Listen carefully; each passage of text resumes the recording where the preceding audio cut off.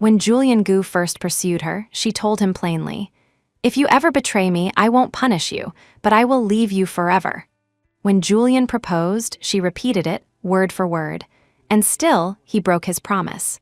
He betrayed her.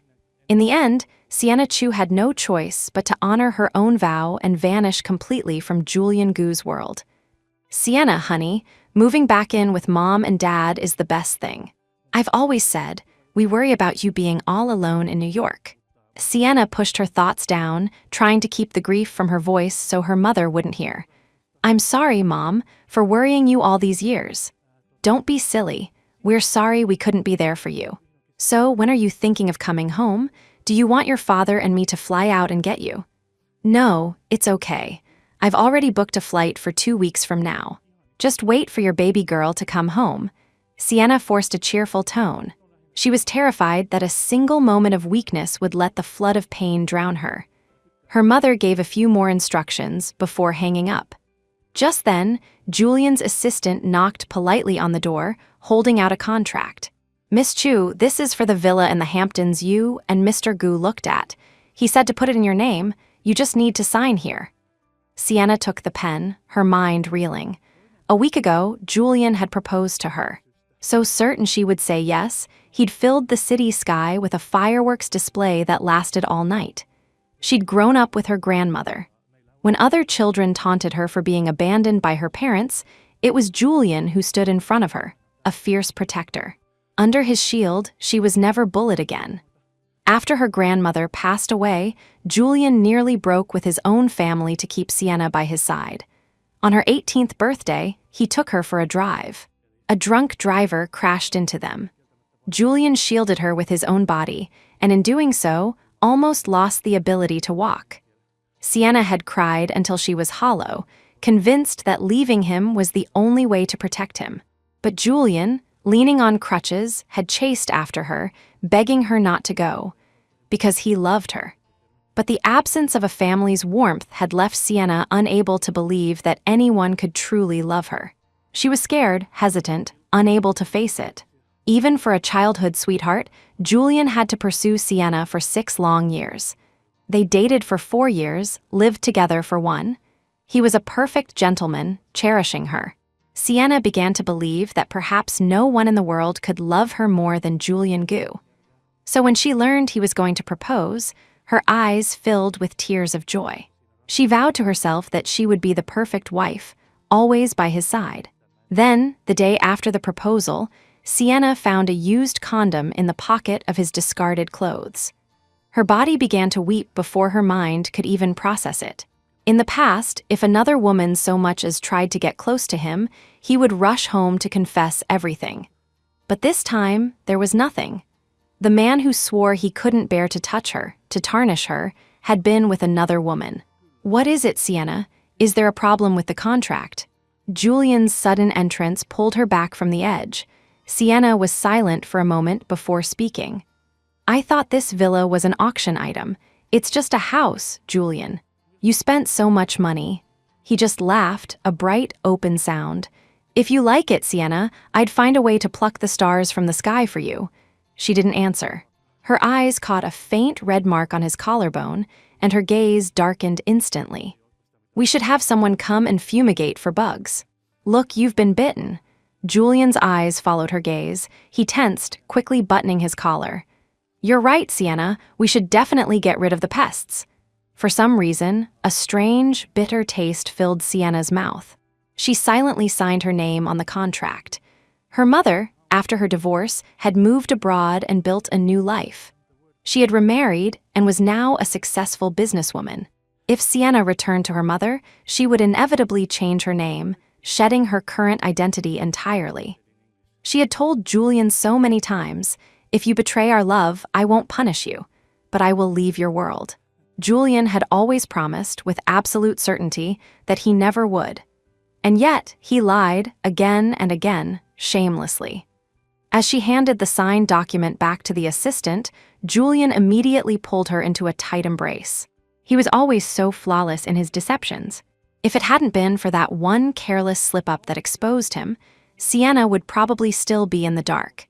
eagerly awaiting a grand wedding that had already been desecrated. The thought made her stomach turn, even as the man she once loved so deeply held her. "Julian, I need to tell you something." "What is it? Tell me, Sienna." Sienna tried to push him away, but Julian clung to her like an oversized, needy puppy. No matter how hard she struggled, she couldn't break free. Finally, she gave up. "Julian, I think you're too good to me. I've decided to get you a gift." "Really? What are you going to get me?" His excitement was palpable, but he quickly reined it in, ever the selfless partner. "It doesn't matter. As long as it's from you, Sienna, I'll love whatever it is. I'll give you a heads up first. I'm going to hide this surprise. If you can't find it, that means you don't know me well enough. You've promised you'd remember everything I say." "Of course." Julian nuzzled his head against her. "I remember every single word you say, Sienna, because I will never do anything to disappoint you." Looking into his sincere, seemingly guileless eyes, Sienna almost believed him. Perhaps men are just born liars, especially when they're talking to someone who loves them. Held so tightly, she felt the vibration of his phone buzzing in his pocket. "Your phone is ringing," Sienna said, gently pushing him. With a look of annoyance, Julian pulled out his phone. But as his eyes fell on the screen, a flicker of joy he didn't even notice himself crossed his face. Sienna gave a self-mocking smile and subtly shifted away from him. "Is it work?" she asked. "You should probably go." Julian looked at her, torn. Finally, he grumbled, "Work is so annoying. I specifically cleared my schedule today just to be with you, Sienna." Sienna clutched her own phone, which had also begun to vibrate, and forced a small smile. She tried to make her expression look natural. "Go on, you should get to it. I don't understand your work stuff anyway." "Sienna, I'm so lucky to have you." Julian placed a soft kiss on her forehead before grabbing his jacket and heading out. A kiss on the forehead. A symbol of cherish and respect. Right now, it felt like a sharp, ironic knife twisting in her gut. Perhaps all mistresses feel the need to provoke the official partner. Or maybe, with their wedding so close, she hoped Sienna would back down. Julian probably never imagined Chloe would do this. He always thought his deceptions were seamless. But his golden canary had always wanted one thing, the title of the real Mrs. Gu. Chloe sent her a screenshot of her chat history with Julian. Every word was a provocation. "See, all I have to do is ask, and even if he's with you, he'll come running to me." As always, Sienna didn't reply. There was no point in getting upset over the sordid affairs of a man she was already planning to discard. Perhaps Chloe wasn't very good at what she did, because Julian came home early that evening. "Sienna, there's a gala tonight. I need you to come with me." "The invitation requires a +1, and I want to go with you." "I only want to go with you." Julian looked so sincere, as if it truly had to be her and no one else. But at this point, Sienna had no energy to waste on him, no desire to play along with his act. "Why so last minute?" "I didn't know about it, and I'm not prepared. Besides, we're not married yet. Why don't you just go with someone else?" Sienna's tone wasn't a question, it was more of a statement, but Julian squeezed in beside her on the sofa. "It's fine. Everyone already knows you're going to be my wife. I want everyone to know that for Julian Gu, it's you or no one. And don't worry about a dress. I've already had one prepared for you. I know it's rude of them to give such short notice," he continued, "but they're business partners, and I couldn't just say no." "Sienna, please." Sienna had few friends growing up, and she had a crippling weakness. She couldn't stand it when people begged her. Julian knew this and exploited it perfectly. Whenever he needed something from her, he would adopt a pitiful, humble posture. And every time, Sienna would soften. It had nothing to do with whether she liked the person. It was just who she was terrible at saying no. So, as expected, she caved this time too. Seeing her agree, Julian immediately brightened and stood up, ushering in the waiting makeup artist. He then sat nearby, watching Sienna with a foolish, happy grin. "I'm going to make sure my Sienna is the most beautiful woman at the gala." Perhaps moved by such a devoted man, even the makeup artist couldn't help but smile. "You're so lucky, ma'am, to have found someone who loves you so much." Hearing this, Julian immediately corrected her. No, I'm the lucky one. I feel like I used up all the luck of a lifetime just to meet Sienna. Everyone seemed so happy. Everyone seemed to be basking in the bliss of the moment. Only Sienna sat there, feeling completely detached. It was as if there was a bottomless pit beneath her. The more people on the outside perceived her as happy, the more miserable the person at the center of it all felt. At one point, Julian went to the restroom. Thinking he'd be right back, he left his phone behind.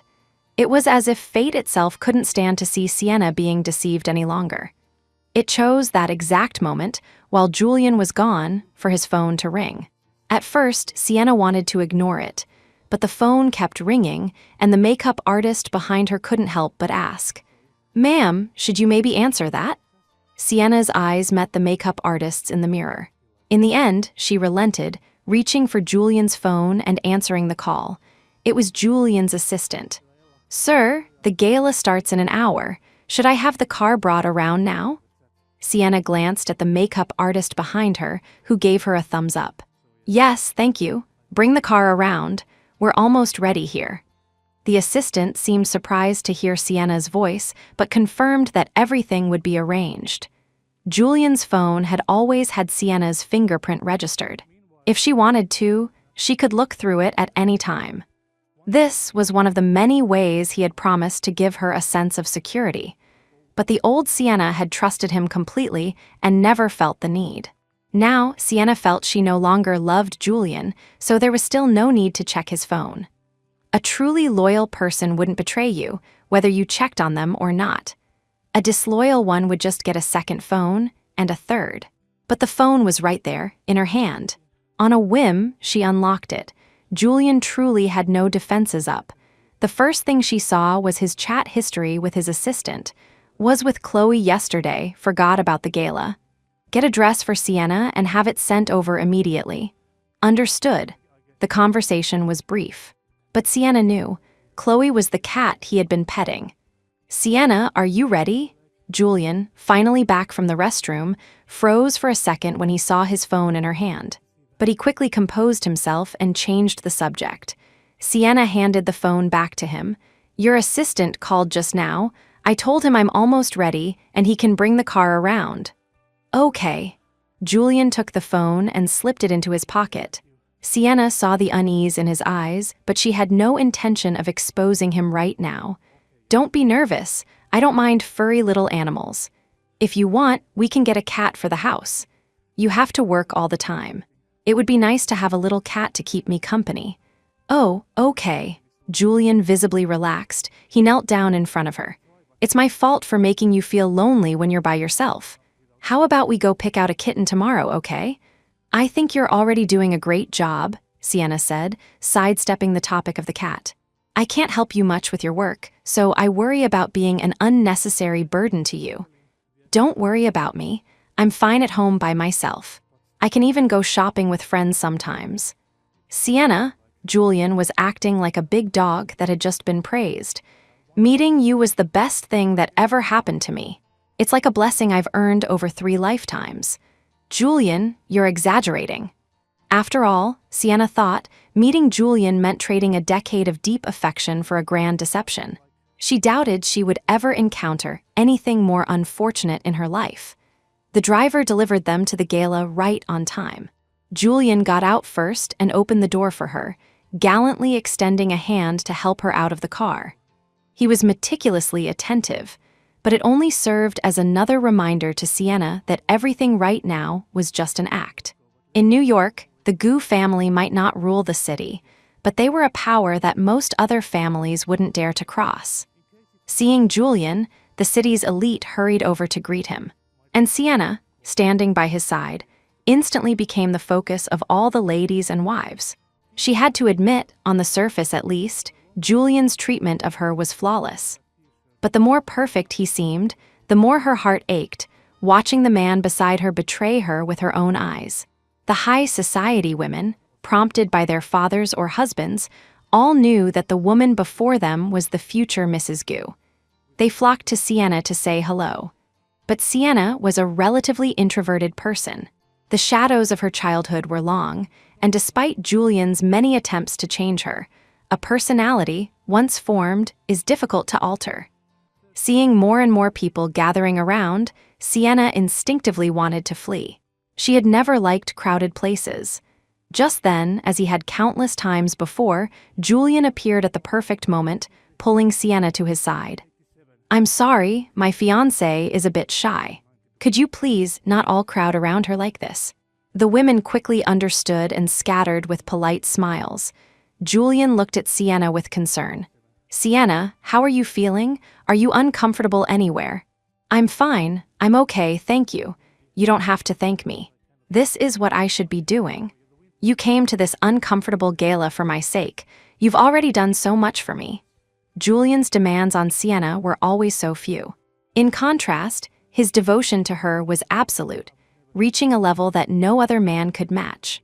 In the past, a moment like this would have made Sienna think how lucky she was to have met him. But now, she felt nothing. Or rather, she felt it was all just hypocrisy. Just then, a few more gentlemen came over to talk to Julian. He was about to refuse them, seeing that Sienna seemed unwell, but Sienna just waved a hand. "Julian, you don't have to worry about me. You go talk. I'll just find a place to sit for a while."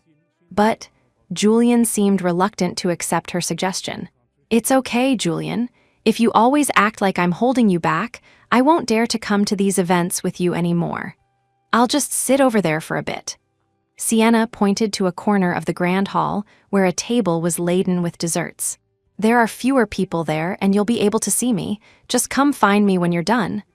After a moment's hesitation, Julian finally nodded. "Then you have to stay right there. Don't go anywhere. I'll worry if I can't see you. And if you feel unwell, come find me immediately. Don't hide it from me. If you're suffering, I'll suffer too."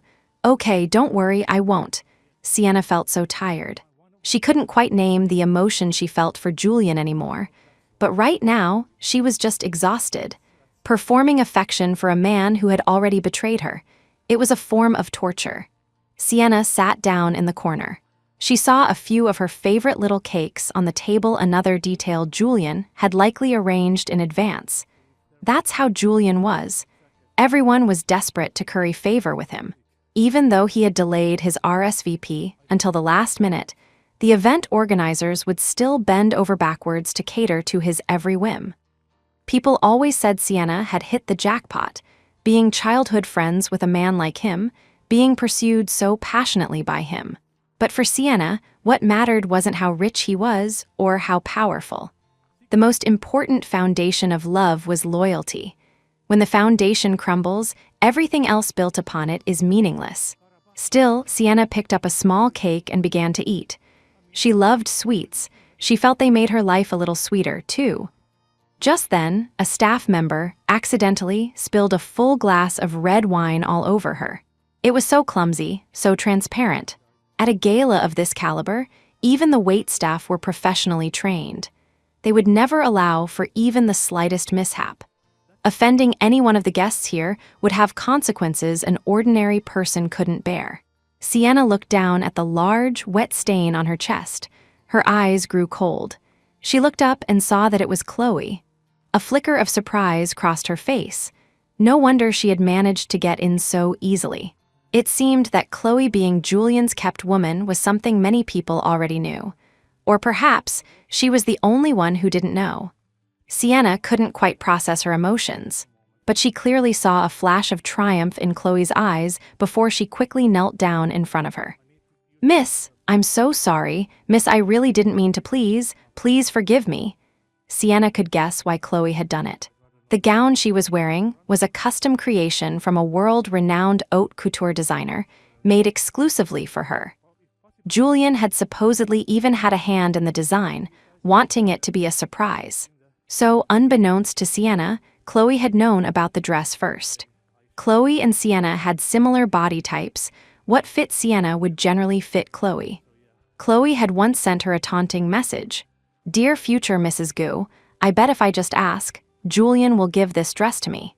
But unfortunately for her, the dress had ended up with Sienna. Chloe must have been seeing red to do something so foolish.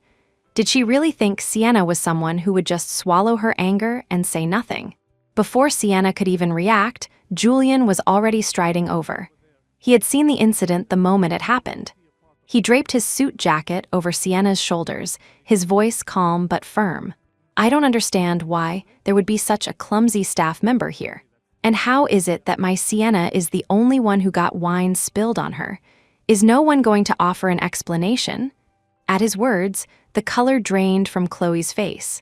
Sienna was also a little shocked. She couldn't believe Julian would treat Chloe this way. Hadn't he always treasured her? Perhaps most people thought the same way Sienna did, which was why Chloe had been able to show up here so easily. But it was clear now that Julian was angry. I'm so sorry, mister. Goo, I'm sorry. Chloe's tears came on cue. I was just a little distracted today. I thought my boyfriend loved me, that he would forgive me for anything. But it turns out he was just lying to me. I even had an abortion for him once. He told me it wasn't the right time, but that in the future, he would give me anything I wanted. The more Chloe spoke, the harder she cried. And watching her, Julian's face turned as black as thunder. The event manager finally pushed through the crowd in a panic and had Chloe dragged away. The hostess, Mrs. Astor, approached with a deeply apologetic expression. I'm so sorry you were frightened. Let me take you to change into something else. Sienna glanced at Mrs. Astor and shook her head. That's all right. I'm a bit tired. I think I'd like to go home.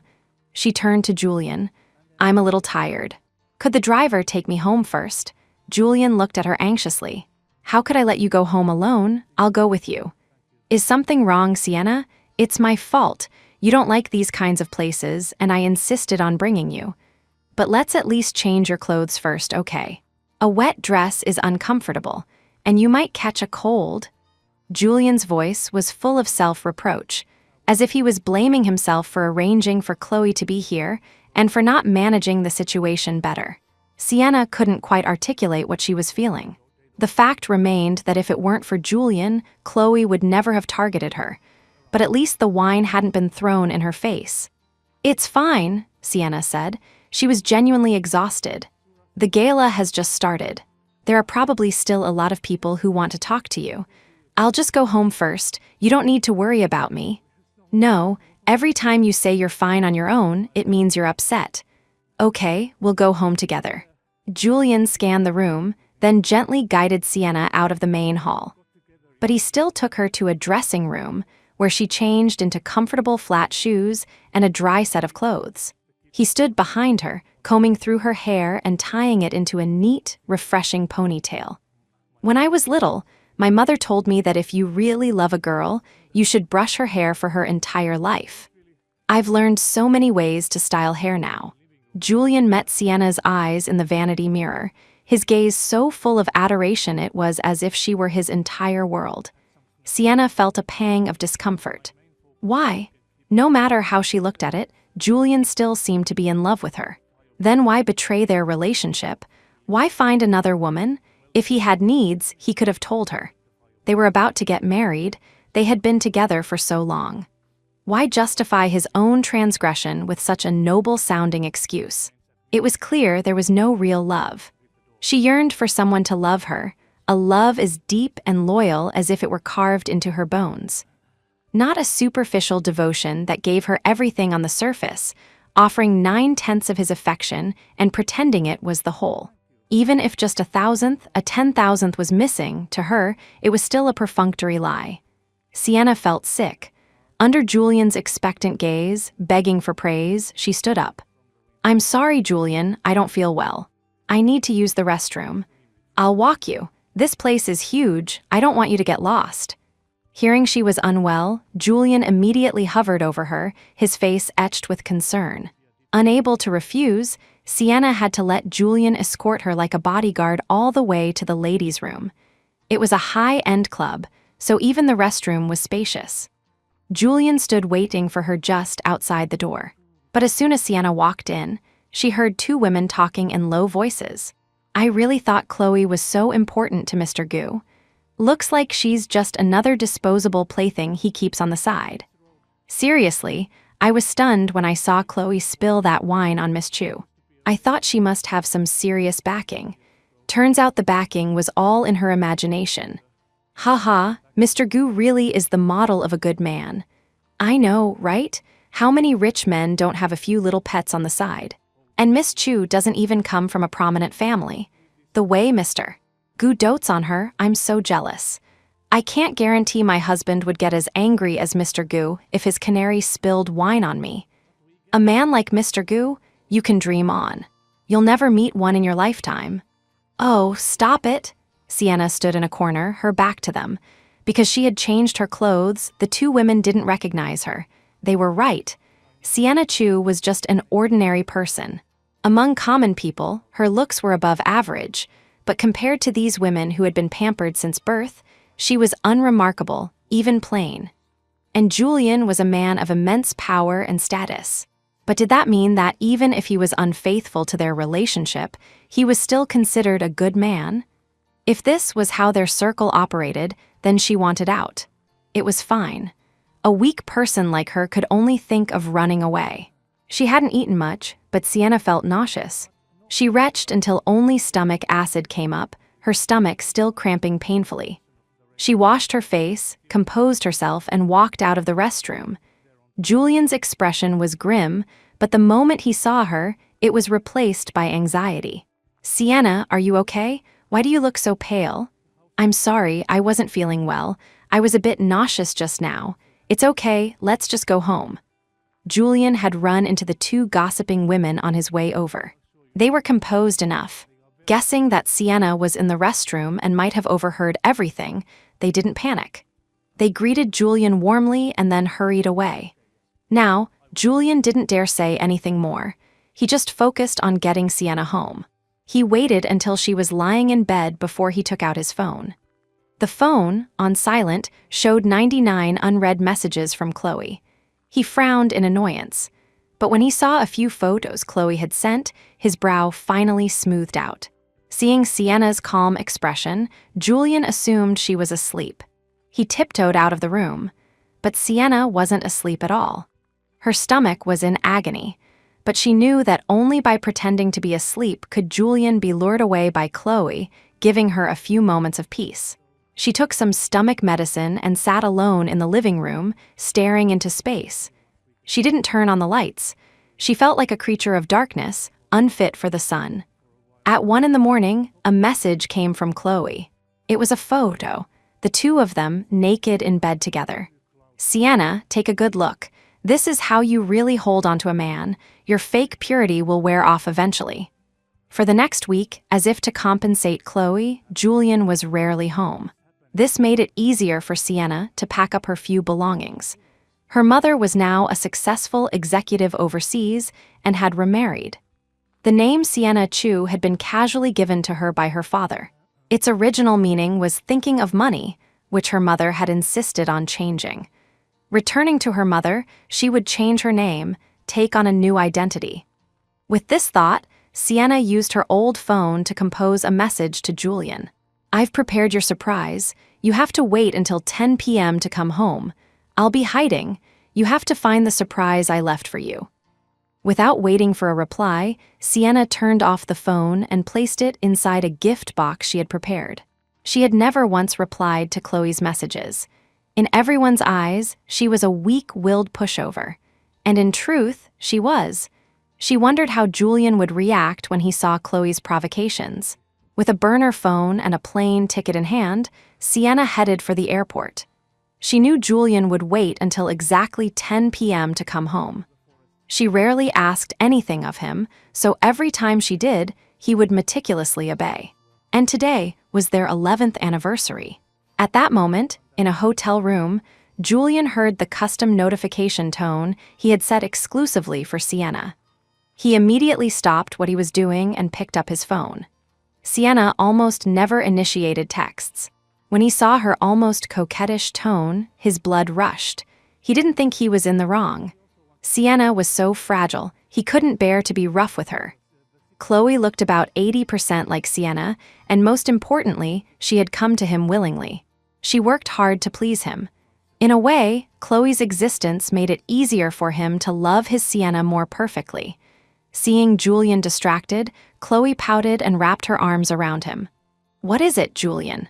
Can't you just look at me right now? Am I not serving you well enough?"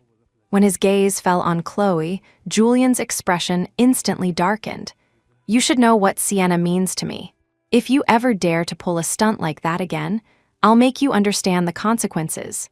Chloe bit her lip, looking at Julian's cold, serious face. How could such an outstanding man be in love with a coward who couldn't even speak up for herself? She had to find a way to make Sienna back out on her own. That would be the fastest way.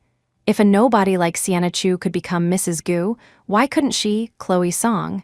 In front of the villa, Sienna calmly got into a taxi. Through the rearview mirror, she watched her former home grow smaller and smaller until it disappeared completely. Just like she was disappearing from Julian's life. But she felt an incredible sense of relief. She was finally leaving this filthy place. Her phone vibrated gently. It was a message from her mother. "Sienna, I couldn't talk your brothers out of it. They insist on picking you up from the airport. They're both very outgoing and know a little English, so don't be scared, okay? They're not bad boys, just very enthusiastic. They've been looking forward to meeting you ever since they knew you existed. If there's anything you don't like about what they do, just tell them. Don't keep it bottled up." Sienna read her mother's repeated reassurances. Her brother was her foreign stepfather's son from a previous marriage. Her younger brother, however, was her half-brother, her mother's son with her stepfather. She had video chatted with her stepfather before. He seemed like a good man. At least her mother was happy. But she no longer believed she had the courage to trust in love. She felt a little like an extra, a spare part. After typing for a long time, Sienna finally sent just one word. "Okay." At 10 p.m., Julian arrived at the front door. Staring at the completely dark villa, he was momentarily stunned. He knew Sienna was afraid of the dark. What kind of surprise had she prepared? A sense of unease crept over him. He quickly unlocked the door, stepped inside, and flipped on the lights. The house was empty, not even a single new decoration. "Sienna, Sienna, where are you?" "I know you're scared of the dark. Come on out. The surprise doesn't matter. Having you by my side is the best gift." Julian called out softly as he searched every room for her. In their bedroom, he found a beautifully wrapped gift box. A small note was attached. "Julian, open it and you'll know where I am." Sienna was the type to get embarrassed easily. Her expressions of love were always subtle and hesitant. She had almost never used such an intimate tone with him. The most familiar she ever got was calling him Julian. He couldn't help but feel a little excited about this surprise. He carefully opened the gift box, afraid of damaging any part of it. Inside the empty box, there was only a single, solitary cell phone. For a moment, Julian didn't understand. He knew it was Sienna's phone. Instinctively, he picked it up and turned it on. He also knew her password, the date of his first confession of love. As the phone booted up, notifications that hadn't appeared before began to pop up one by one. Sienna had very few friends. Julian racked his brain but couldn't think of who would be messaging her, until a name in her contacts list jumped out at him, glaring and obscene. Chloe Song. Chloe. In that instant, Julian felt his entire world collapse. Why? Why did Sienna have Chloe's contact information? A gaping maw of dread opened up and swallowed him whole. His hands shaking, he tapped on the chat window. He scrolled from top to bottom, seeing every single message Chloe had sent. And Sienna hadn't replied to a single one. The better Julian knew Sienna, the more clearly he understood what this silence meant. And because of Sienna's silence, Chloe's provocations had only grown more and more audacious. As Julian took it all in, the world swam before his eyes. He began to tear through the house, his calls growing louder and more frantic. "Sienna, I was wrong. Sienna, please come out. Don't scare me like this. I really can't live without you. Sienna, Sienna, Sienna CHU, I was wrong. I really know I was wrong. I can't lose you. Please, please don't do this to me." Finally, he collapsed in the living room. His brain had shut down. He didn't even think to deal with Chloe first. He just sat there on the floor, stunned. Where could Sienna have gone? The bank cards tucked under the phone meant she had left with no money. Her phone was here. Where could she go? She had almost no close friends. She had been by his side her whole life. Who would take her in now? In his panic, Julian finally remembered the villa he had bought for her. He frantically dialed his assistant's number. "Quick, get people out looking for Sienna. She found out about Chloe. She's not safe out there alone." "Hurry, go find her." At the same time, he bolted out the door, got in his car, and sped towards the Hamptons villa. He ran every red light. The streetlights, so bright, couldn't illuminate every shadow. It felt like something was chasing him, like if he slowed down for even a second, he would lose everything. He cut the half-hour drive in half. But the villa was dark, not a single light on. The main gate was locked, showing no signs of having been opened. Julian fell to his knees in front of the gate, powerless. For the first time, he seemed utterly lost. Clinging to a last shred of hope, he called his assistant. "Did you find her? Did you find Sienna? You found her, right? You have to find her, right?" The all-powerful Mr. Gu, who seemed to have the world in his grasp, was now as panicked as a child. He was so desperate he was babbling. The assistant had never seen him like this. He just stated the facts calmly. "I'm sorry, Mr. Gu. We haven't found any trace of Miss Chu's movements, but we are expanding the search area." Julian didn't know what to say. He felt that no matter what he said, nothing could be undone. "If you betray me, betray our love, I won't punish you, but I will disappear from your world." Somehow, the words Sienna had spoken echoed in his mind. That's right. He could do everything she asked. He remembered every word she said. That's why she never had to repeat herself. Julian could always get things perfect after being told just once. But this one thing, she had told him twice. The first time was when she accepted his pursuit, her eyes filled with tears. It was as if she was building a final line of defense for herself. The second time was when she accepted his proposal. Her gaze had been so resolute then, firmly stating her one and only condition for marriage. He had to admit, at that moment, Julian had been pleased. Because Sienna had made a demand of him. He was both afraid and excited. He didn't want to lose her. He thought he could be restrained, that he could love that broken soul carefully, in his own way. He thought he could fill the missing pieces of her soul. He had always had that confidence. He thought he could be the best, that he could treat Sienna well for the rest of his life. He thought that having grown up with her, no one knew her better than he did. He felt he understood her even better than she understood herself, until Chloe appeared.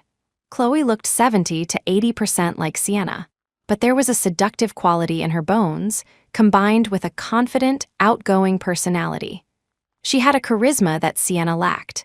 It was this unique quality, combined with her relentless pursuit of him, that eventually wore him down. Finally, with the help of his so-called friends, Chloe drugged him. Whether it was because of her resemblance to Sienna, or because she was just exceptionally good at pleasing him, filling a physical void in his life, Julian ended up sleeping with Chloe. And he had kept her existence a secret ever since. Until Chloe's ambition got the better of her, and she leaped out in front of Sienna. The phone in his pocket, Sienna's phone, was still buzzing incessantly. Julian pulled it out and saw a stream of messages from Chloe popping up on the screen. "I admit you've got some skills, getting Julian to ignore my messages." "So what? Have you finally decided to stop being such a prude? I bet you in that department, Julian would choose me over you any day. The only thing you have going for you is that innocent act. Basically, you're just a dumb, sweet girl who doesn't know anything. Now you've thrown away the one thing that kept him interested. What right do you have to stay by his side? Besides, you're getting old and you're still not married. Don't you know women depreciate faster as they get older?" She didn't seem to have any intention of stopping, sending message after message, as if trying to vent all her frustration from Julian's silence on Sienna. Julian, who had been in a daze, saw these messages and was instantly consumed by rage. He had warned Chloe more than once. Never, ever try to get between him and Sienna. The consequences would be more than she could bear. But it seemed she had completely ignored him, not hearing a single word. The grief from Sienna's departure instantly transformed into fury towards the third party. A surge of energy filled him, and Julian stood up. He used Sienna's phone to type out a message. "Bring whatever you've got, I'm coming for you." Chloe seemed surprised that Sienna had replied. After all, she was used to Sienna's silence, always hiding behind a powerful man, enjoying things she clearly didn't deserve. It was because she knew Sienna would remain silent that she dared to provoke her so blatantly. She knew Sienna would never tell Julian, but this sudden reply from Sienna was both unexpected and unsettling. "What do you mean? Where are you going to find me? Do you even know where I am? I'm living quite comfortably in the apartment your fiancé bought for me. A place you'll never find, by the way. What are you going to do, even if you're angry? Your anger is useless." Although she felt a strange chill down her spine, she pushed through and continued her taunts. She refused to believe Sienna could change so suddenly. If Sienna had planned to retaliate, she wouldn't have let her live so peacefully by Julian's side for so long. Julian, now in his car, ignored the buzzing phone. He had only one thought: find Chloe as fast as possible and make her pay. Chloe had no idea that Julian knew everything and was on his way. Seeing the other end go silent again, she assumed Sienna's brief burst of anger had just been a fleeting illusion. With a sneer, she chided herself for being so easily spooked by such a pathetic coward. Soon, the doorbell rang. Chloe was sure Julian hadn't replied to her messages. Otherwise, she would have been prepared for his arrival. This apartment was bought specifically for their convenience. No one else knew about it. So Julian must have seen her messages but just didn't reply. Thinking about it, her provocations towards Sienna now seemed childish and impulsive. But it didn't matter. In Chloe's eyes, Sienna was a weakling, a coward who never dared to say a word. She would never think to fight for herself. Her first instinct was always to run away, but she never imagined that this avoidance could actually pose a real threat to her. She stood up and went to the door. Through the peephole, she saw Julian standing outside. Chloe hadn't had time to change. She quickly straightened her loungewear to make it look as neat as possible, then opened the door with a delighted smile. "Julian, you actually..." But before Chloe could finish her sentence, Julian's hand shot out, clamping around her throat and slamming her against the wall. With his other hand, he shut the door. At this point, Chloe still didn't realize that the man in front of her genuinely wanted her dead. She thought it was just a new, rough way for Julian to vent his desires. A sense of pride even bloomed in her chest. Julian's physical release could only ever depend on her. He would never dare to do something like this to Sienna. He would never let Sienna see his complete, unfiltered self. Chloe didn't know what Julian had been through in his past, but she knew about the obsessive, pathological darkness hidden within his character. She knew it better than anyone. It was something only she could endure. It wasn't until Chloe's face started to turn blue from lack of oxygen that she finally realized something was terribly wrong. She beat at Julian's arm, trying to scream, but only choked, gurgling sounds came out. But in the end, Julian let her go. Even if he killed her now, a nobody like Chloe wouldn't cause him any real trouble. But he felt that letting her die so easily would be too merciful.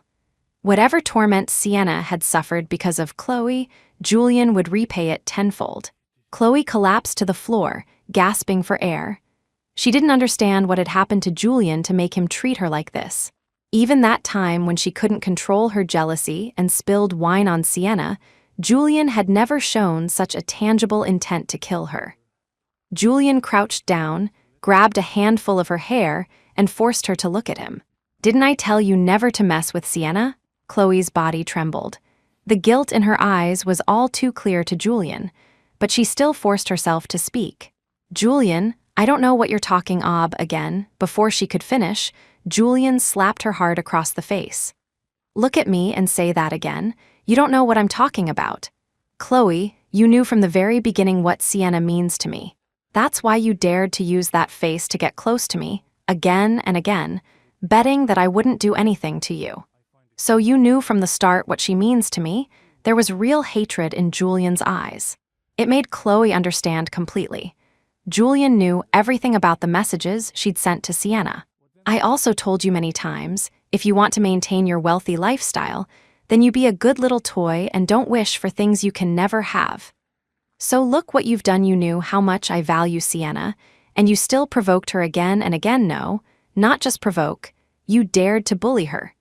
Julian grabbed her head and slammed it against the floor. Blood instantly seeped from Chloe's forehead. She was shaking like a leaf from sheer terror. "No, Julian, no." Hearing the name Julian, his grip tightened and he slammed her head down again. "Who gave you permission to call me Julian? Who told you to be so familiar? Why couldn't you just accept your place?" Chloe's head was spinning. She could barely tell which way was up. She finally understood that Julian genuinely wanted her dead. He wanted to kill her right here, right now. Perhaps knowing she was doomed, a final burst of strength surged through her. She shoved Julian with all her might. Caught off guard, Julian stumbled backward and fell to the floor, his grip loosening. Chloe staggered to her feet, looking somewhat crazed. Did that pathetic coward who only knows how to run away finally tell you everything? But what difference does it make? She doesn't even have the guts to confront me about it herself.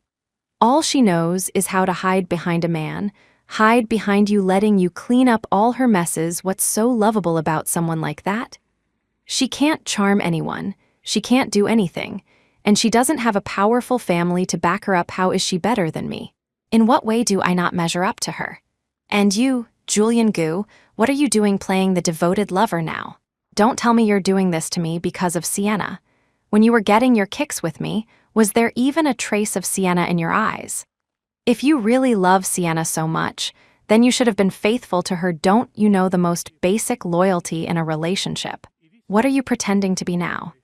Betrayal is betrayal, cheating is cheating.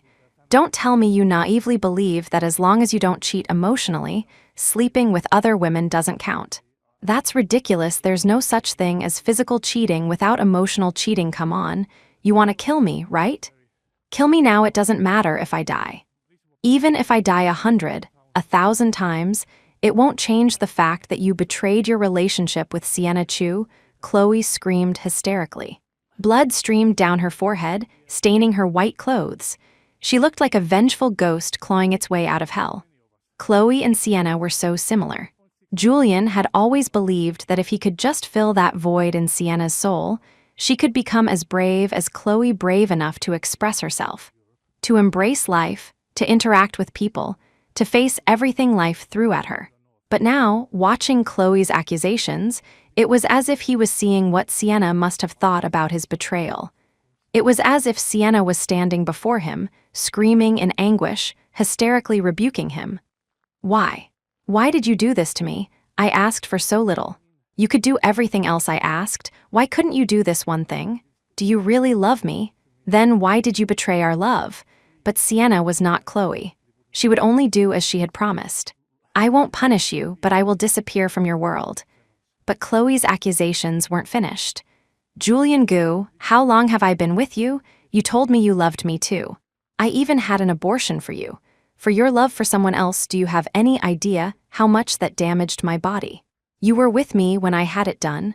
The doctor said I'll probably never be able to have my own children again. But now, why am I so agitated? Why am I so jealous? Because I'm pregnant again, Julian. I'm pregnant again. But I was afraid to tell you.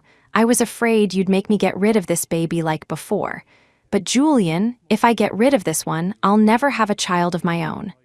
To you, Sienna's love is love, but my love for you doesn't count. Fine, kill me. Let me and my child die together. With your resources, getting Sienna pregnant will be easy. You'll have other children in the future." Chloe could barely stand.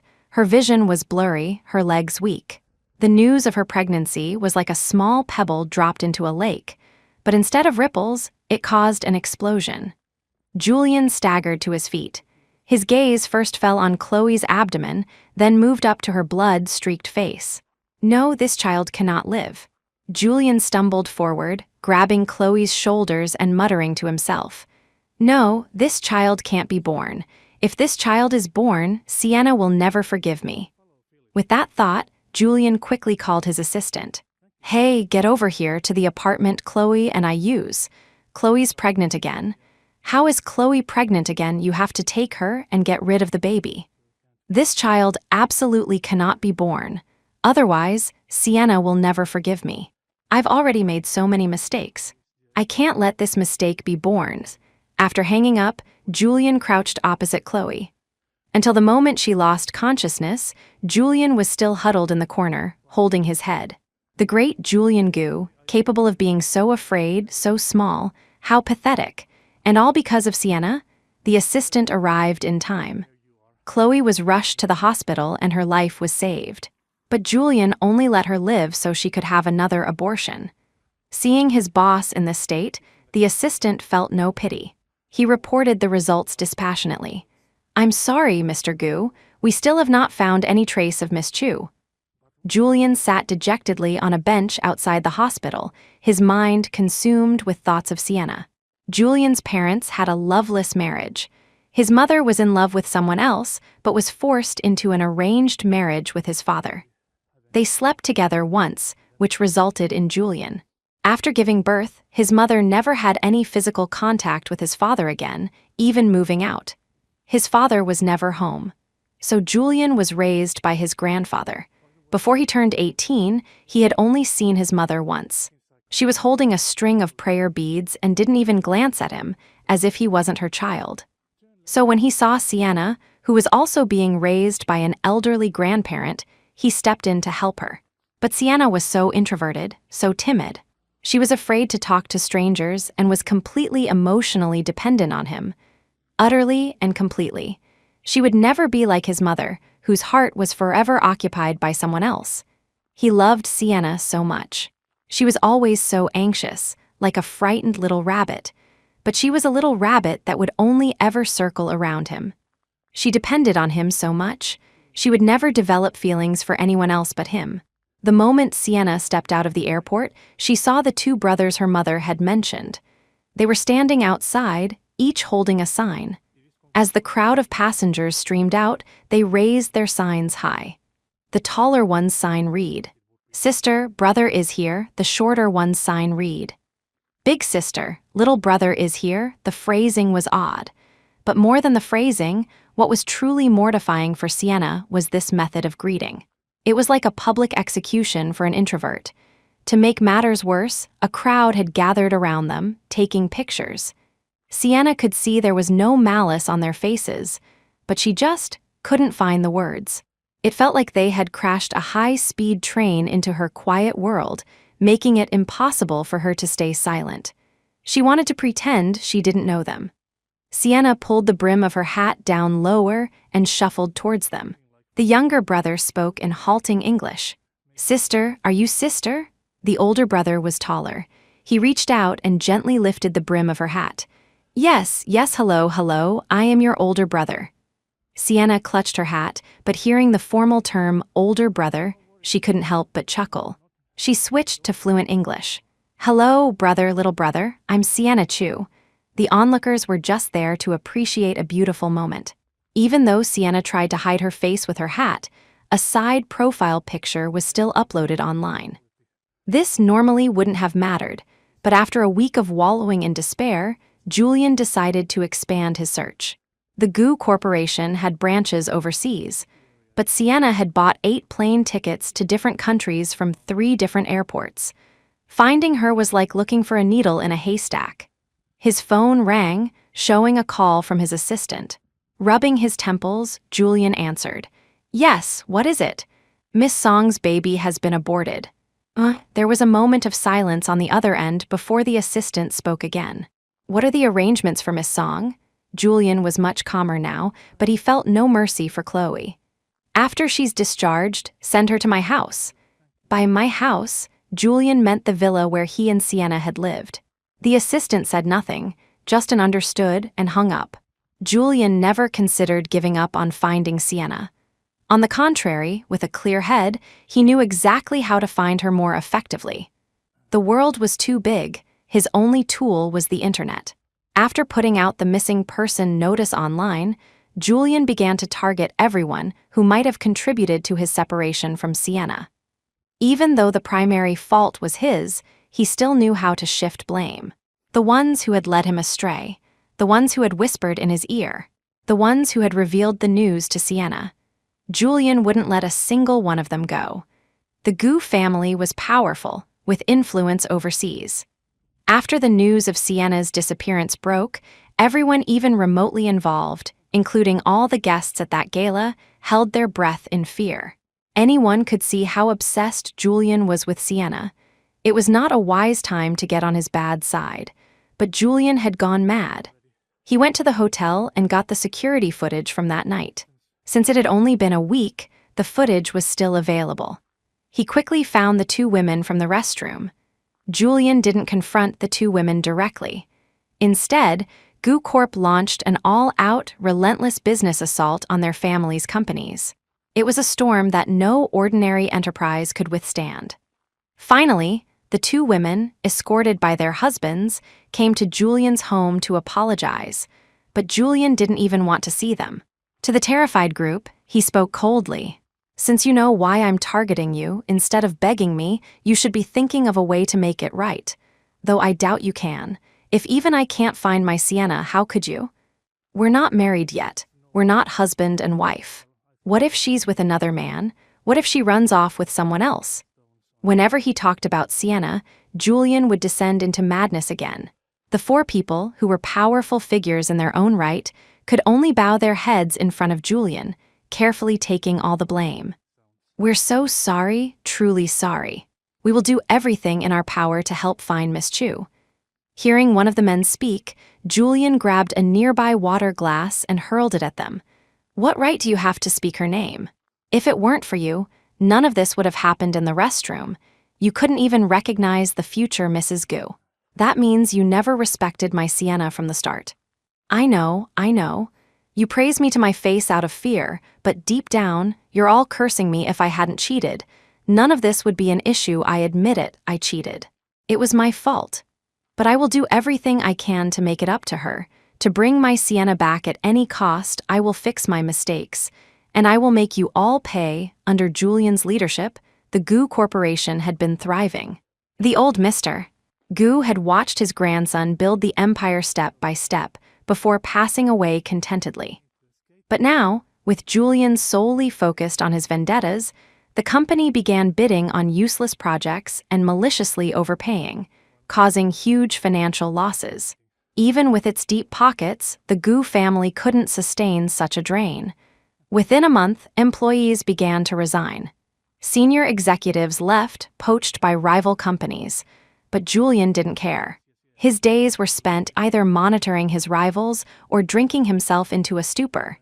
In just a month, he was unshaven and haggard, looking far older than his 30 years. Rumors began to spread that the Goo family was finished. And yet, there was still no news of Sienna. It was as if she had vanished from the face of the earth. Julian stared at his computer screen day after day.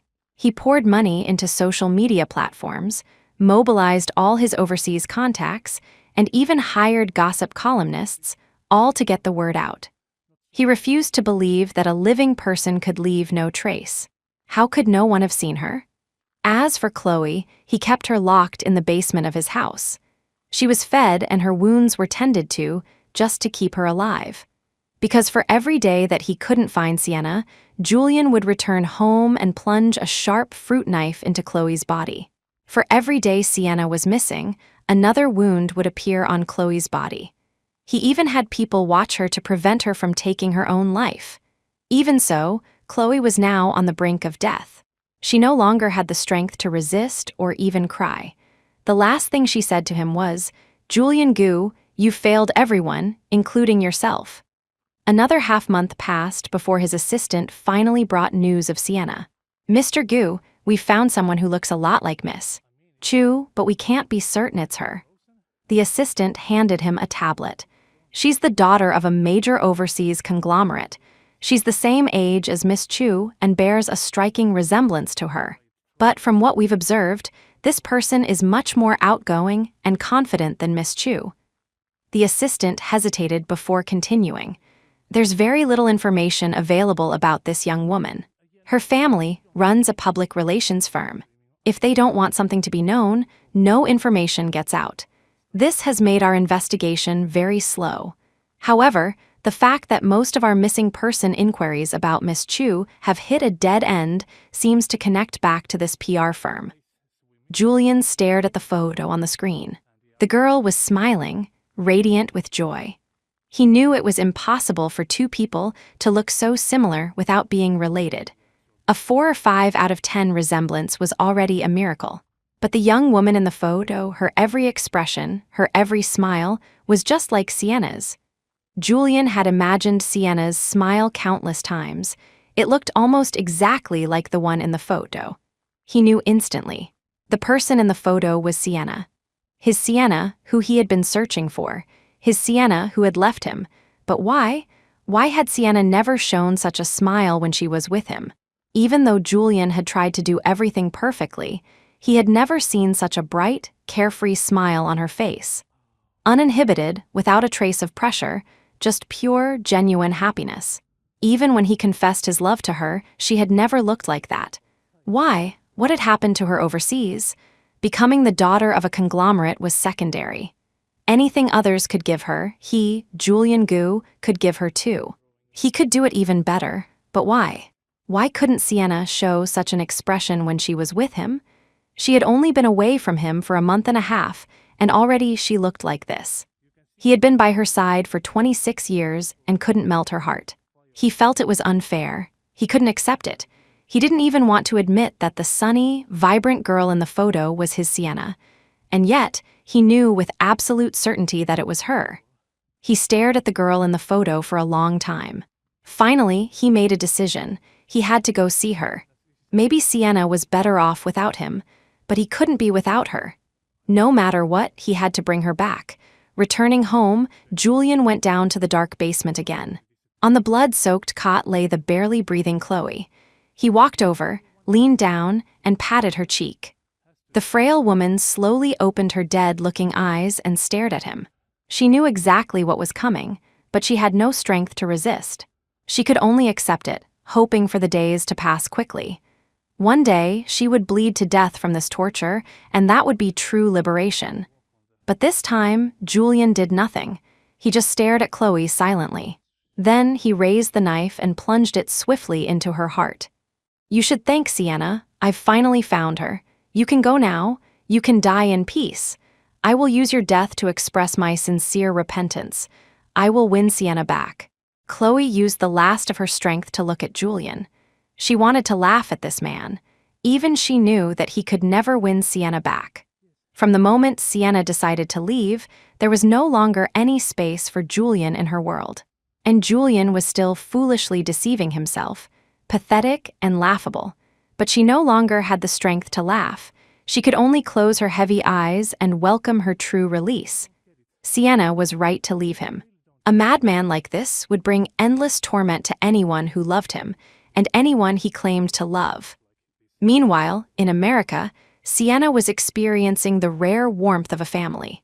It was true, she once didn't believe in love, family, or friendship.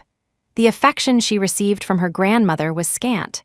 Her grandmother was not an expressive person, so all she felt was the fulfillment of daily duties. Nothing more. Her grandmother disliked her because she disliked her own love-struck, foolish daughter. Seeing a girl who looked so much like her mother, she couldn't help but dislike her too. But Sienna never resented her grandmother. Without her, she wouldn't have survived. Even with constant complaints, her grandmother still raised her. She thought that was the closest she would ever get to familial love. She had come to this new home only to escape Julian. But after arriving, she found that everyone here was different. Even with language barriers and occasional miscommunications, they did everything they could to make her happy, creating memories just for her, creating memories as a family, creating the most precious memories Sienna had ever had in her life. She didn't become outgoing by choice. It was just that being around outgoing people for so long, she naturally absorbed their energy. When an introvert meets 3 furnaces, even the coldest person will be warmed. Her younger brother was always hugging her and acting cute. This boy, 15 years younger than her, was born to her mother at an advanced age, a risk she took for a reason. Because her older brother wasn't related to her by blood, her mother, who had long planned to bring Sienna home, felt Sienna needed a true ally. Watching this little boy cling to her, happily calling her sister, sister, every day, Sienna, who was so unexpressive, found herself crying at first. She didn't know how to express her emotions. She was used to people telling her what to do, and she would just say, "Okay," always detached as if nothing interested her. But in reality, she never had a choice. Others rarely asked for her input. They just expected her to accept their arrangements, and Sienna had always done so. But in this family, everyone emphasized individual participation. She began to realize she was worthy of so many things. In just 1 month, her life became richer and more fulfilling than it had been in the 10 years she spent with Julian. She was enveloped by a warm, inescapable affection that forced her to open her arms and embrace it. It was an addiction she never wanted to break. And finally, a bright smile appeared on Sienna's face. So when her stepfather gently told her that a man from her home country was looking for her, she didn't feel much. Fear, anxiety, hesitation, disgust, none of these negative emotions surfaced. Sienna knew Julian's personality. The moment she left, he would mobilize all his resources to find her and drag her back. But she had only learned of this a month later. This meant her parents had been working behind the scenes to shield her from the news. Now, the overwhelming amount of information made it impossible to ignore. Her parents were afraid they had missed something, that their daughter would be dragged back into that mess. They didn't know what Sienna had been through. Sienna hadn't told them, and they hadn't asked. They wouldn't pry. But they knew that when their child needed them, they knew what a parent should do. Looking at the news, Sienna smiled frankly. She decided to tell her parents everything. Even if she was emotionally immature, she was a thinking adult. She knew who treated her well and who didn't. She knew the man before her genuinely saw her as his daughter. She could call him father. She could trust him, consider him family. She confessed everything about Julian to her parents. Growing up together, how he helped her, their long relationship, everything he had done to her. "Mom, does such a thing really exist? A person who cheats physically but not emotionally? I don't believe it. He acted like he loved me so much, but I always felt he was lying. He didn't love me, not from the moment he started seeing other women. His entire being was a betrayal. But everyone kept telling me how much Julian adored me, so I had to run." Her mother gently stroked her cheek, her voice soft and comforting. "You did nothing wrong. The mind can control the body's actions. A person can be emotionally unfaithful without being physically unfaithful. But it's impossible for a person to be physically unfaithful while remaining emotionally pure. Perhaps his love for you had faded without him realizing it. Or perhaps, from the very beginning, he never understood what love was. From the start, his feelings for you were not real love. So you don't need to be sad over a man like that, because he's not worth it. Just stay here safely with your parents, and we will handle everything for you. You don't need to be afraid. You're young, and you deserve someone better."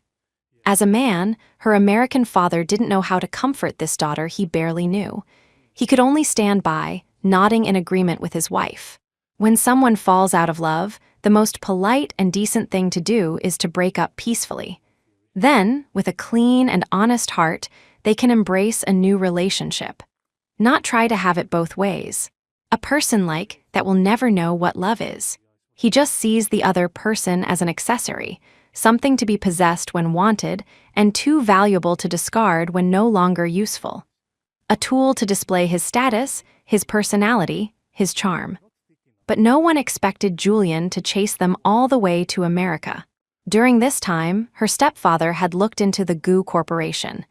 He had to admit it was an impressive company, but it had been showing signs of decline recently, apparently due to some issues in leadership. One evening, coming home from work, he saw a man lingering outside their house. He was holding a large bouquet of vibrant red roses, constantly adjusting his tie, pacing back and forth. He seemed to lack the courage to knock.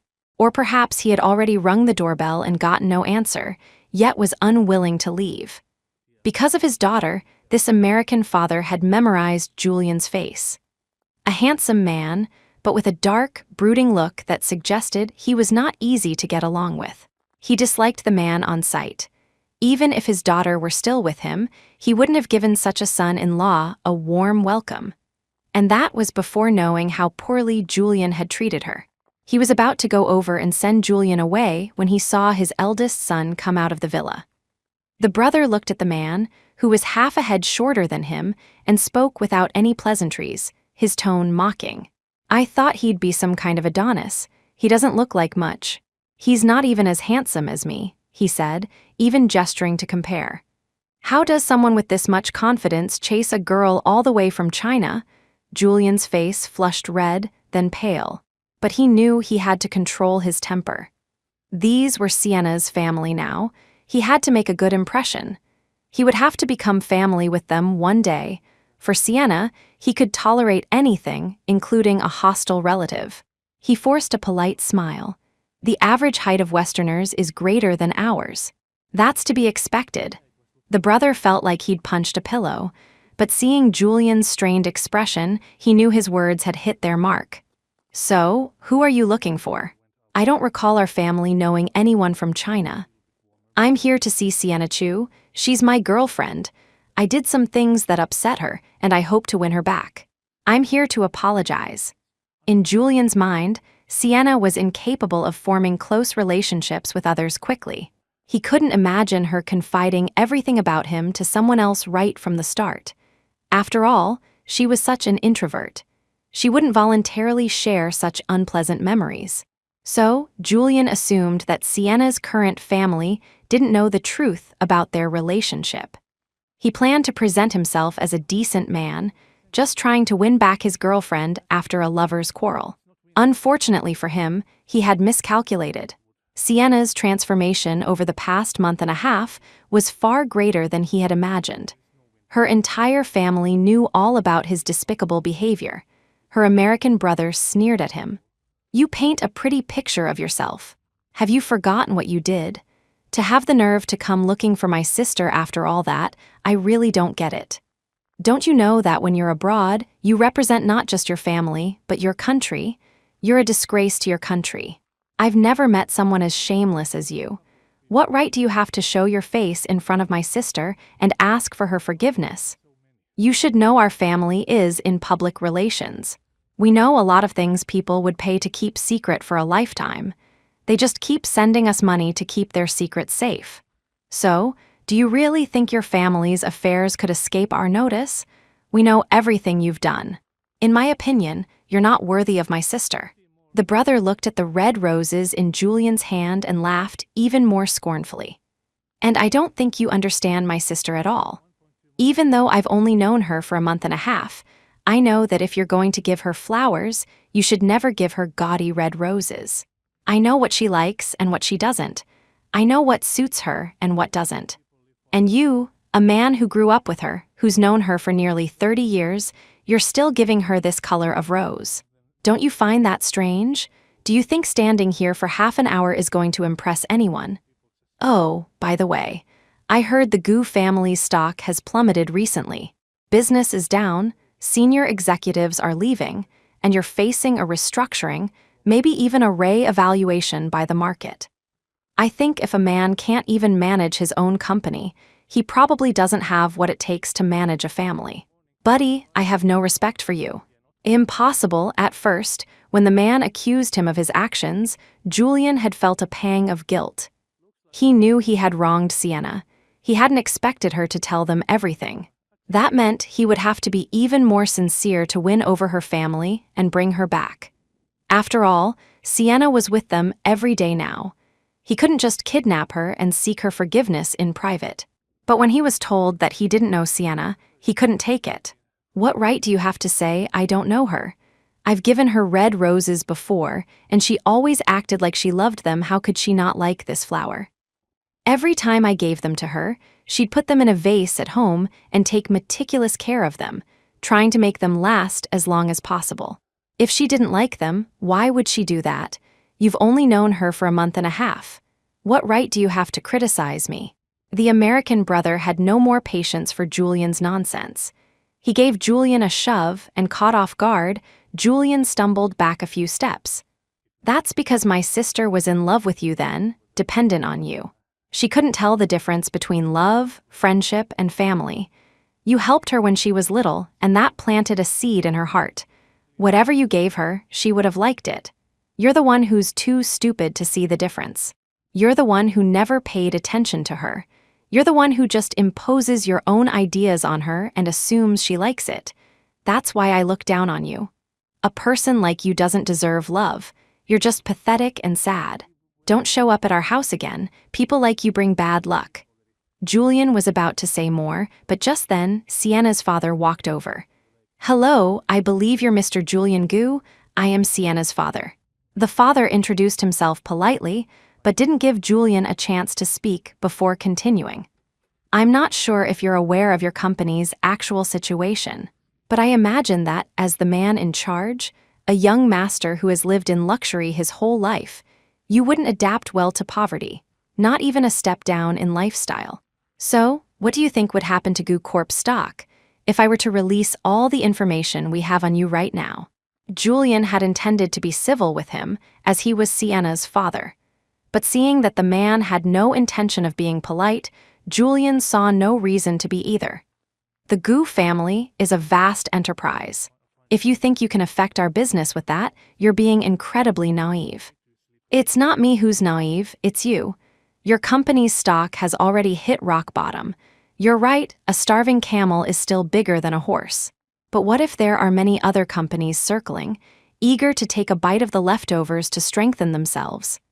As I understand it, you've targeted quite a few companies recently, many of them without any prior conflict. Your malicious competition has severely disrupted the market. If it weren't for the power of the Gu name, they would have probably found a way to take you down already. If your stock falls any further and you lose your position as a market leader, do you think they'll let you off the hook? I'm sure you don't want to lose everything you have now. How would you pursue my daughter then? Seeing Julian was still defiant, the father switched from threats to a direct order. So, I'm not negotiating with you. I'm telling you to stay away from us. We know better than you what kind of harm my daughter has suffered because of you and what her mental state is now. If you don't want the Gu family to disappear from this world, then I advise you to leave this place quietly. Since you were able to find our address, you must have some connections. But whose connections do you think are stronger, yours or mine? Considering the local laws, if we reported you for trespassing, I don't think you'd have a very good time. How about we go inside and have a chat? The father chuckled, then he and his son went into the villa. Julian was filled with an emotion he couldn't name. He had never felt so powerless. He was used to being put on a pedestal, his word being law, like an absolute monarch. Now, in another country, another monarch was challenging him, and he had no way to fight back. Just then, his assistant called. Annoyed, Julian tossed the roses into a nearby trash can and answered the phone. What is it? I'm not planning on returning to China just yet. There was a pause on the other end, then the assistant changed the subject. The madam has returned. Madam? Which madam? I'm right outside Sienna's house. She hasn't gone back. If you want me to come back to China, at least come up with a better excuse. This one is not very convincing. But the voice that came through next was not his assistant's. It was a gentle but deep, authoritative voice. It's me, Julian. Julian's impression of his mother was such that even after not seeing her for more than a decade, he recognized her voice instantly. His resentment towards her was so deep-seated, it was carved into his bones. Hearing her voice, he didn't know what to feel. He tried to sound calm. What do you want from me now? You don't want me to come back to China too, do you? My dear mother, you haven't bothered with me for so many years. You don't think a single sentence from you can scare me now, do you? You never treated me as your son, and I could never see you as my mother. She had no intention of arguing with him. She just said calmly, I'm not interested in what's become of the Gu family under your management. But someone has found a body in your house, and now they are jointly suing you. You need to come back and face a trial. I don't care where you are, and I won't. If they hadn't found me, I would never have contacted you. Now, you're affecting my life, my dear son, so I suggest you come back and handle this situation. I don't want my life to be disturbed by your silly games. And it's not that I acknowledge you as my son, it's that they think you are my son. Julian angrily ended the call. He had to go back to China now. If he didn't, he would be a fugitive. He had to go back and deal with it. The body must be Chloe's. He never thought that woman could cause him so much trouble even after she was dead. But in truth, as Sienna's father had said, the Gu family was now weak, and everyone was circling like vultures, eager to tear a piece off the fat sheep to make up for the losses Julian's recklessness had caused them. With all the companies united against him, even if Julian was an emperor, he was outnumbered and powerless.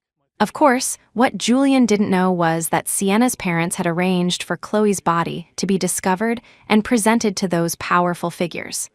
The goal was to keep him busy, overwhelmed, and preferably ruined. The moment Julian returned to China, the first thing Sienna's parents did was send their carefree son to take Sienna on a round-the-world trip. How do you make sure someone can never find you? You just stay one step ahead of them. By the time he finds a trace of you and follows, you're already somewhere else. He's always one step behind, so he'll never truly find you, because he can never guess where you'll go next. Upon his return, Julian was immediately summoned for a trial. This should have been a private matter. After all, the upper class usually maintained a certain level of discretion among themselves. But thanks to Sienna's parents' meddling, the story was quickly leaked to various gossip sites and media outlets. Julian's reputation plummeted further. Gu family products were boycotted. In a world where few believed in love anymore, a cheating man like him was especially despised. Previously, netizens had seen Julian's widespread search for Sienna and sighed over what they thought was a passionate love story. Some even said his girlfriend was being unreasonable over a small argument. But after this huge reversal, they had to admit that if true love still existed, then they might as well be the reincarnation of the first emperor of China. Even if the situation could have been salvaged, now that it was public knowledge, Julian's sentence was unlikely to be light. And with no one knowing how long he'd be in prison, how could he have the time or energy to search for Sienna? With Gu Corp leaderless, it was eventually taken over by one of Julian's distant cousins. Sitting in the detention center, Julian couldn't figure out where he had gone wrong to end up like this. He still hadn't learned to look inward for answers, still blaming external factors. His terrible relationships meant that no one came to visit him. Even his most trusted subordinate, his assistant, submitted her resignation and cut all ties. The woman had cleaned up too many messes between him, Chloe, and Sienna. If it weren't for the high salary, she would never have continued working for such a disgusting person. After resigning, she didn't join another large company but opened her own small shop. Perhaps it was her way of atoning. But Julian did get one visitor. His father had died when he was 16 in a drunk driving accident. He died instantly. Julian couldn't imagine who would visit him. He never expected it to be his mother. The woman, dressed in simple clothes, sat opposite him. "What are you doing here? I don't think we have anything to talk about." Julian's voice was cold. If it weren't for the guard nearby, he would have stood up and left. But his mother just looked at him without saying a word, her deep eyes studying him. "I thought you were just immature. I never thought you'd become like this. You're just like your father, equally disgusting." "What's the point of saying this to me now? What's the point?" Julian's reaction was fierce, agitated. He could never reconcile with his mother, just as he had never shed a tear when his father died. "I don't know when you'll get out, but I hope that when you do, you'll sincerely repent, because you have affected me. For me to have given birth to a child like you is a sin. A moment of weakness on my part led to the misfortune of 2 young women. Perhaps I should have aborted you." "I really don't understand." Julian slammed his hand on the table, trying to cut her off. He didn't understand his mother. She had carried him for 9 months, given birth to him. And now, when he was about to go to prison, this was all she had to say to him. "What's the use of saying this now? Why don't you just kill me? Kill me now and pretend I was never born too bad I wasn't sentenced to death. When you married my father, weren't you just after the wealth and glory? What are you pretending to be so noble for now? If you didn't want to, you should have fought to the death, run away like Sienna did, so you'd never appear before me again, so my father could never find you." His mother's expression remained unchanged by his words. She was only here to say what she had to say. I want you to understand that your misfortune was caused by me, but I have no intention of apologizing, because there's nothing of me in you. The Gu family business falling into your cousin's hands probably won't last long. By the time you get out, it will likely be a spent force, an empty shell. I don't know if I'll live to see you get out, but I will leave you some money. Don't go back to the Gu family. By then, the girl you like will probably be married with children, living her own happy life. Her children might even have children of their own. Take the money, buy a house somewhere, and live out your old age. If you're careful with your spending, it should be enough, or you can try to find out where she is. But I hope you won't disturb her. I regret that you turned out this way. If you truly still love that girl, don't be the one to destroy her happiness. Sienna learned of the trial's outcome a year later. During that year, her brother had taken her on a trip around the world. She saw places she'd never been and landscapes she'd never imagined. Whenever her parents had time, they would join them in a city with her younger brother for a family vacation. Sienna found out about Julian when she decided to return to China to visit her grandmother's grave. After all, she had never resented her grandmother. It was during that trip that she learned Julian was in prison for killing Chloe. Murder should be paid for with a life was Sienna's first thought, but Julian's sentence was 50 years. He would be 78 when he got out. After paying her respects at her grandmother's grave, Sienna received an unexpected invitation from a lady who introduced herself as Julian's mother. Sienna knew very little about her, only that Julian had been raised by his grandfather, unloved by his parents. They were like two lost souls drawn together. But now, Julian's mother appeared to be a kind-looking woman. They met at a coffee shop. The woman, in her 70s, looked anything but old. She was a stylish grandmother. She didn't say anything strange, just made small talk, asking about her son's life over the past 20-odd years. Finally, Sienna couldn't help but ask, "It seems you care about your son a lot. Why have you never visited him all these years?" The lady smiled. "Because he looks too much like his father. Seeing him reminds me of his father. It makes me sick." Seeing Sienna's apologetic look, the old woman continued patiently, "I used to be in love with someone else before I married Julian's father. But Julian's father killed him to have me. He said it was out of love, that he loved me so much he couldn't help but kill my lover. But I don't believe that. I think love is tolerant. Love is forgiving. At the very least, love should be mutual. If it's not, then it's not love. It's just one-sided possession, a selfish act. I never thought Julian would be so much like his father. I just always felt a deep dislike for him whenever I saw him. But I never thought he would do the exact same thing as his father. If you had a lover at the time, Julian probably would have gone after him too." Sienna said nothing, just looked at the lady. "So why did you want to see me today?" "No reason. I just wanted to meet you. I don't know if I'll live to see my son get out, but I don't think I will. It's too long. I can't hold on that long. I don't know how much he will change in prison, but I told him I hope he won't disturb your life after he gets out. Selfishly, I just wanted to meet you, to see what kind of girl you are. Now I'm sure. Julian really doesn't deserve you. I was going to ask you to visit him, but now I think it's better not to. It's best if you never contact each other again. People with a shallow fate can't be together, and there's no need to force it." "You can't force fate," the old woman sighed, looking at the prayer beads in her hand.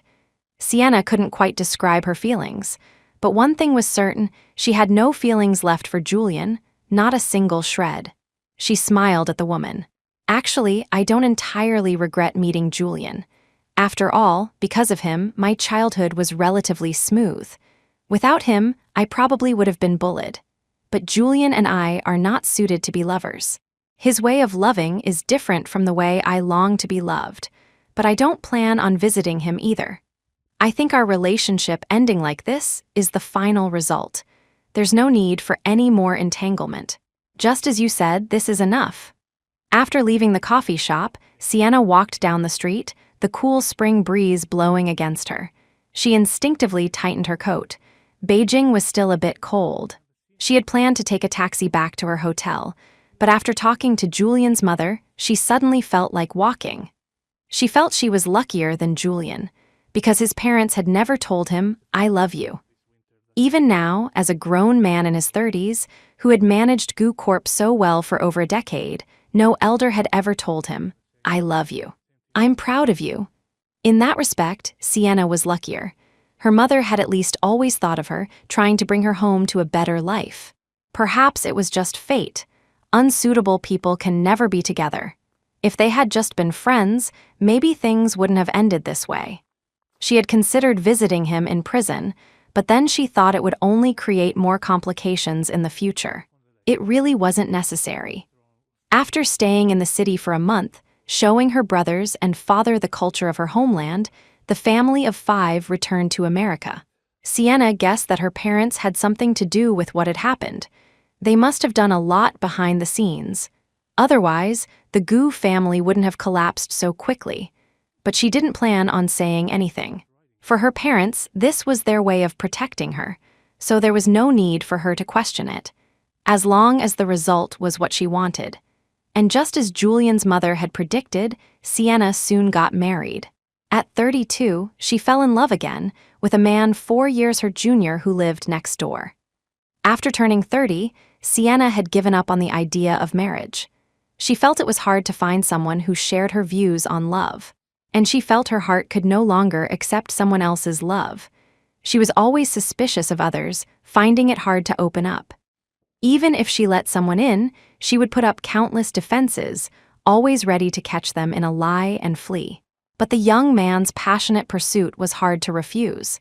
They met when he was 28 and dated for 2 years. At 34, Sienna married him and they had a child. When she was still in love with Julian, she had wondered what he would look like if she had a child with him. Would he cry his eyes out like her husband did now, just to celebrate that she had gotten through the process unharmed? Sienna couldn't imagine it. She couldn't even picture Julian crying. In her mind, Julian would be looking at her with concern, but he would never express his feelings so openly, so passionately, in a way that touched her soul. Although when she saw the wrinkled little baby, she did feel a twinge of disgust. How could a newborn be so ugly? But watching this little person, a combination of their love, slowly grow up, from crying to crawling, to finally walking and calling out Mama and Dada, Sienna felt that life was truly happy. Perhaps because her personality had healed so much over the years with her family. Time passed. Sienna slowly forgot about Julian. Her life was filled with the joy created by her new family. She didn't want to think about sad things anymore. Epilogue: Julian did a lot of thinking in prison. Prison life was busy, making him feel like he was back in high school, only more exhausting. People came and went. Few were in for as long as he was. Most of them looked at him with disdain when they found out he had cheated. Especially one man who was in prison for accidentally killing a thug who was trying to assault his wife. Julian thought the sentence was absurd. The man was protecting his wife. It should have been self-defense. Why was he in prison? Although it was only for a few years, murder was murder. If it had been the old, arrogant Julian, he would have thrown money at the problem to get the man out. After all, connections and money were the universal currencies of this society. Julian didn't dare to talk to this man.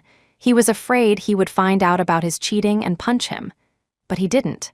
The man's interactions with him were simple.